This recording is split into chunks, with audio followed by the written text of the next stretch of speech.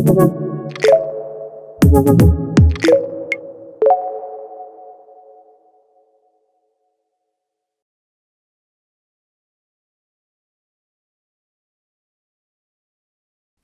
you for joining us. I'm Angelica, an engineer specialising in health and safety management with particular expertise in workplace transport, work at height and CDM duties. I'm here today with Sue to discuss the often misunderstood nature of the obligations employers have to people who are not their employees. And that includes subcontractors working your site, visitors, even trespassers too. Before joining Finch, I worked for the Health and Safety Executive as an expert advisor, and the extent of the duty owed to people who were not employees often seems to take employers by surprise. Sue, as a health and safety lawyer, can you explain what the legal duty is? Thanks, Angelica. Yeah, in one sense, it's very simple. The duty that employers owe to employees is exactly the same as the duty that they owe to others. It's a duty that's set out in Section 2 and Section 3 of the Health and Safety at Work Act. Those two sections are almost mirror image, but Section 2 is the duty to employees, Section 3 is the duty to others, and both of them require an employer to take all reasonably practicable steps to ensure the health and safety of employees and others. So the duty is the same. The difficulty comes with interpreting how that's applied, because clearly you've had different levels of control over an employee. You have much less control over a trespasser who you may not know is coming in and when they're coming in and what they're going to be up to. So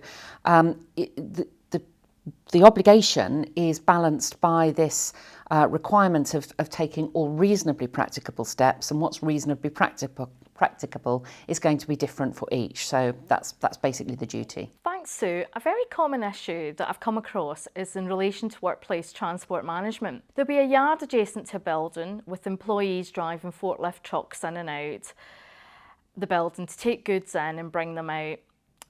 Then there will be drivers coming in who aren't employees, making deliveries or picking up goods.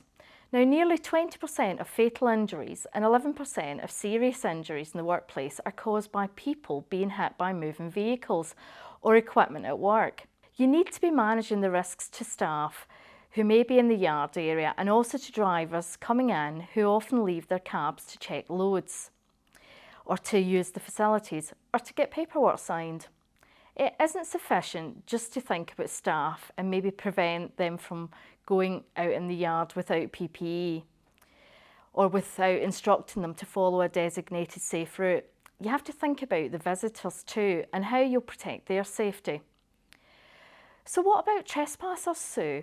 Do you have a legal duty of care to them too? And what's reasonably practicable in those circumstances?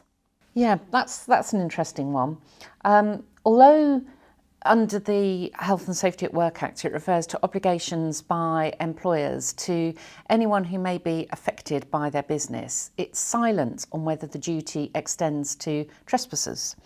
It's an important question though, because breach of the duty is an offence which can be prosecuted with high fines that are imposed on conviction.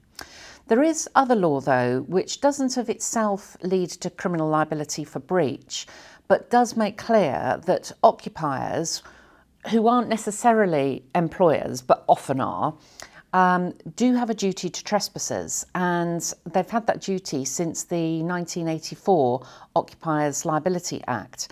And that duty arises if, firstly, they're aware of a danger or have reasonable grounds to believe that a danger exists.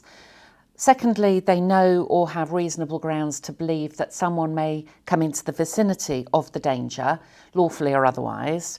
And thirdly, the risk is one against which, in all the circumstances, the occupier may be reasonably be expected to offer some protection. The Act suggests that there will be cases where the duty of care is discharged by putting up signage, warning of the hazard and identifying what it is.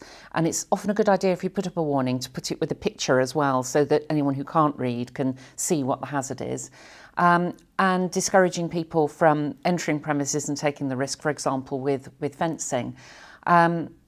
But there isn't a duty under the legislation to protect against natural landscape features, which is why we don't have cliffs around the country fenced off, though obviously there's a risk of falling.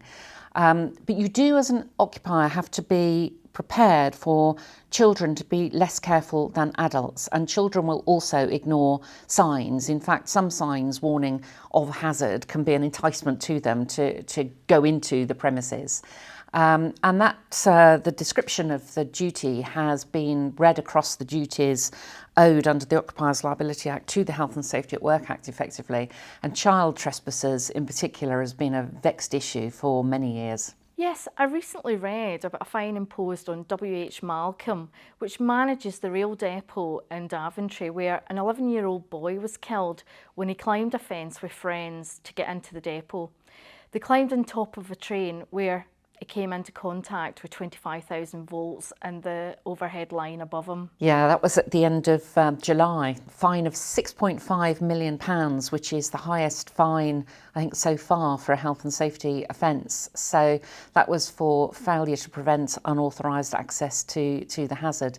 So the cost of underestimating the extent of the duty to others can be very considerable. But what would your advice, Angelica, be as an expert in health and safety on meeting the duty on employers to others? Well, Sue, I would advise that as employers, you have to take control where any contractors or visitors not in your employment are visiting your premises.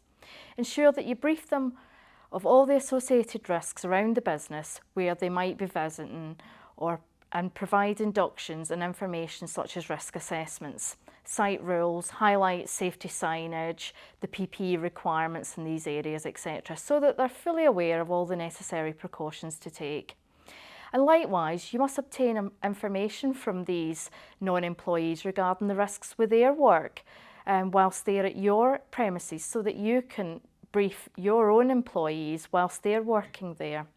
In relation to trespassers, you must ensure that the workplace is secure and take all necessary precautions that no one can access unauthorised or get injured if they do so. Thanks, Angelica. So to conclude, be aware as employers that you have a duty to take all reasonably practicable steps to ensure the safety not just of your staff, of your employees, but also of non-employees, anyone who may be affected by the work that you do, who may come onto your premises lawfully or otherwise, or who may in some other way be impacted by what you do. You need to make sure that you've identified what the risks are, who might be impacted by them, and ensure that you have put in place appropriate controls to manage the risk. The higher the risk in terms of frequency and severity of potential impact, the more that you will need to have done to meet your obligations.